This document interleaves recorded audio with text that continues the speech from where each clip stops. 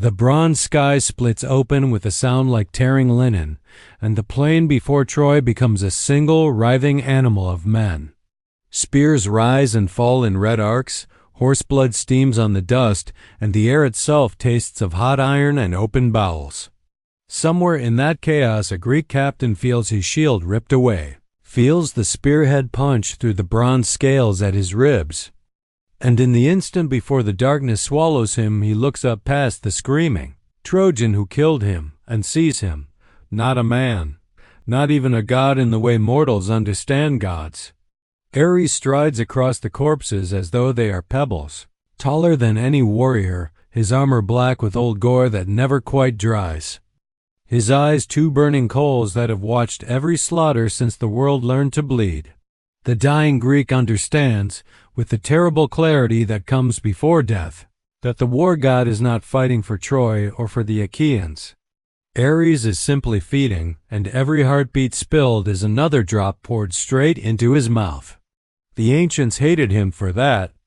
Not Zeus with his thunderbolts, not Poseidon with his drowning trident, not even Hades who waits patiently in the earth.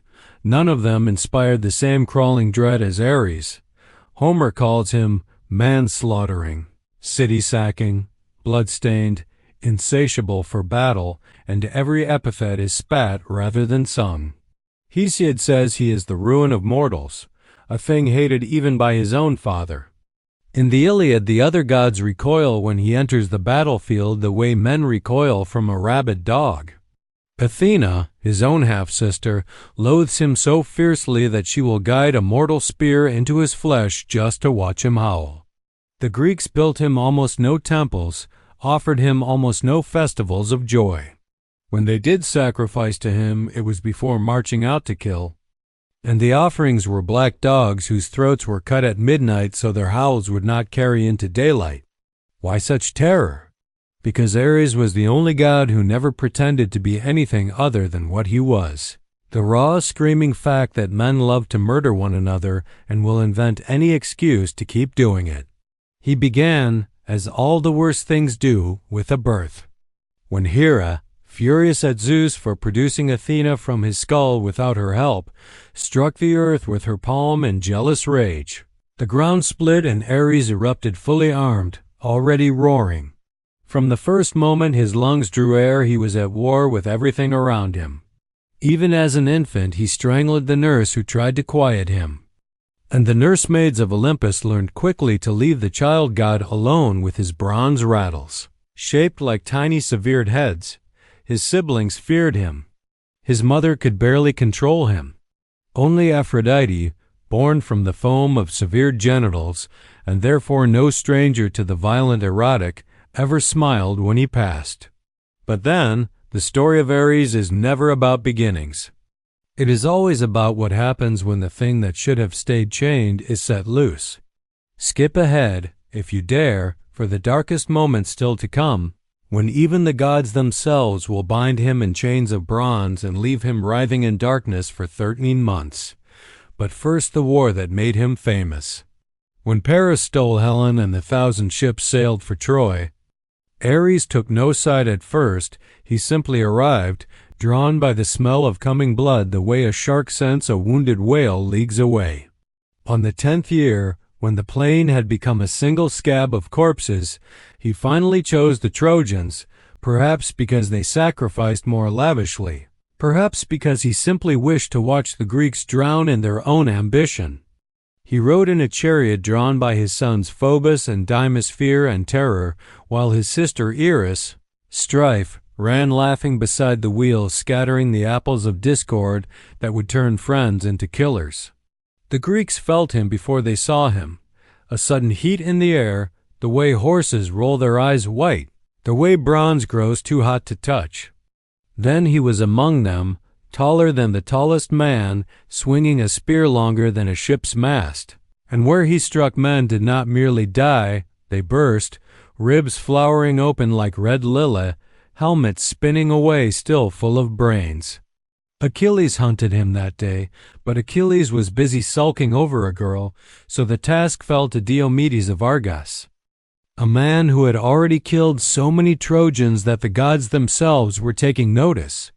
Athena, hating her brother with the cold purity only wisdom can muster, lent Diomedes her own invisibility and whispered in his ear exactly where to strike. The spear of Diomedes found the soft place just below the war god's cuirass, drove deep into divine flesh, and for the first time in memory Ares screamed.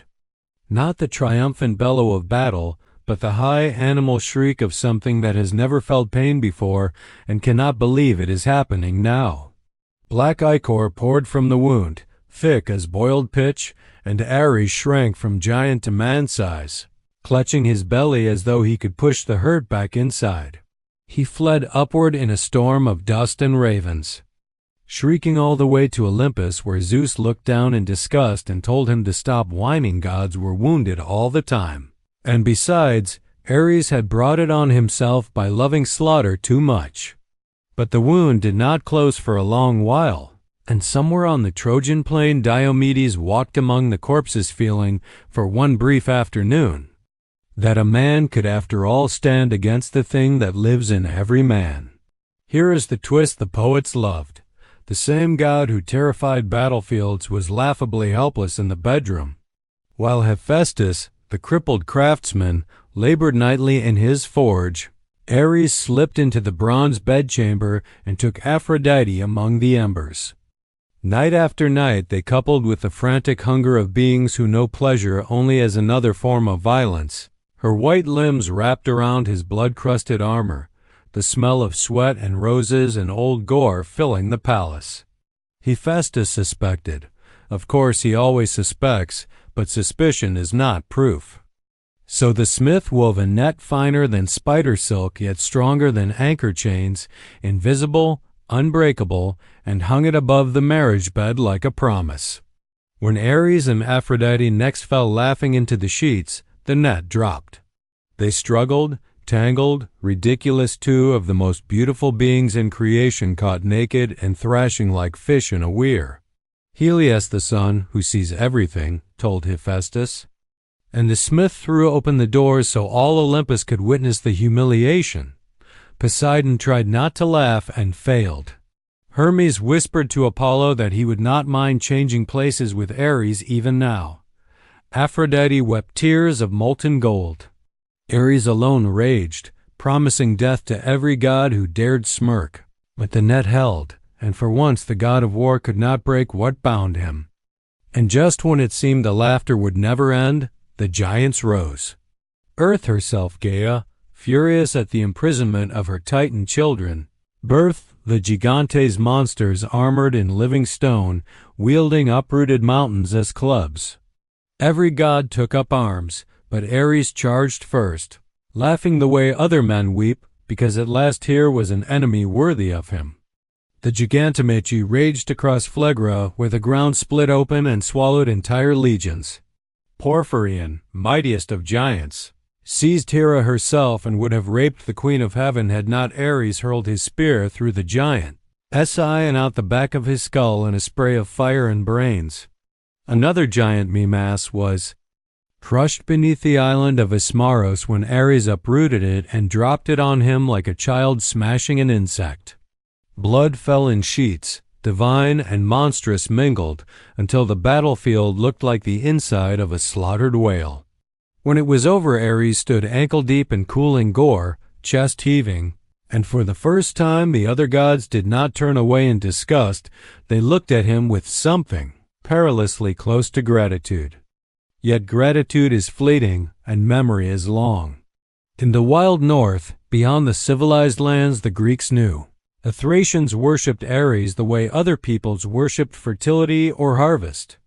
There he was not an embarrassment to be hidden but the supreme lord of men, and his priests wore fox skins and danced themselves into frenzy before leading raids that left villages burning from the Hellespont to the Danube. Greek travelers brought back tales of human sacrifice, of prisoners chained to altars while black rams had their throats cut so the blood would splash the victims' faces and prepare them for the knife. In Sparta, strangely, they honored him too, but always with chains. Young warriors were flogged before his altar until the blood ran down the steps, and the tougher the boy, the more Ares was believed to favor the city. At night they chained his statue with iron fetters so that courage would not desert the Spartans when they marched out. The message was clear. War is necessary, but the god who embodies it must never be allowed to roam free. And then the darkest moment arrived, the one the poets whispered about when wine had loosened tongues. Alode giants, Otus and Ephialtes, 9 years old and already 9 cubits tall, decided to storm Olympus itself. They piled Asa on Pelion and threatened to climb the sky. The gods fled in terror, all except Ares, who charged roaring straight into their trap. The brothers caught him as easily as a child catches a wasp, stuffed the raging war god into a bronze jar, and sealed the lid. 13 months he remained there, hammered on by his own echoes, gnawing at his own shield rim until the bronze was scarred with tooth marks. Screaming until his voice became a sound no living throat could make. The other gods searched but could not find him. Hermes only discovered the jar by chance when a rumor reached Olympus that the giants were keeping something that still screamed after a year. The trickster god stole the jar, pried off the lid, and Ares erupted like birth and reverse-willed leaner, his eyes burned down to pinpricks of pure hate. He never spoke of what happened inside the jar. Some say he learned there what it feels like to be the one who is afraid, and that knowledge made him worse. Across the centuries, the cults grew fewer. Athens had one small temple to Ares outside the city walls, as though even the goddess of wisdom did not want him too close. In Thebes, they sacrificed puppies to him before battle, believing the innocence of the offering would appease his hunger. Scythian horsemen far to the north made swords from meteor iron and swore by Ares when they drank the blood of the first enemy killed in a campaign. But mostly he was the god people turned to only when every other prayer had failed, the last desperate shout before the spear went in. Women in childbirth sometimes cursed by him when the pain grew too much, because birth and war were the two moments when mortals came closest to the raw edge of living. Soldiers carved his name on shield rims and then tried to forget they had done it, the way men whisper a lover's name in the dark and regret it by morning. What does it say about us that we needed such a god? That we fashioned, from the smoke of burning cities and the stink of ruptured intestines, a being who embodied the part of ourselves we most despise and most rely upon? Ares never deceived anyone. He never wore the mask of justice or liberation or righteous defense. He was simply the truth stripped of every excuse. Men kill because they love killing, because the feel of a throat giving way beneath bronze is the sweetest music mortals know, because the world is a battlefield and always has been. The Greeks feared him because they saw in his mirror-bright shield their own reflection, and what looked back was not noble or heroic or even particularly brave, just hungry. They chained his statues, sacrificed black animals under moonlight, told stories of his humiliation, because if they could make him ridiculous, if they could wound him, bind him, laugh at him caught in a net with his pants down, then perhaps they could believe they were not his children after all. Yet every spring when the campaigning season began, the altars smoked again. The black dogs howled one last time, and somewhere a young man who had never killed before felt the sudden heat in his blood and understood that the god had never really been chained at all. The monster was always inside the walls, wearing a human face, waiting for the trumpet. If these unflinching tales dragged from the ashes of the Bronze Age call to you, consider subscribing to Ancient Epics so the next story finds you before the next war does. Thanks for watching.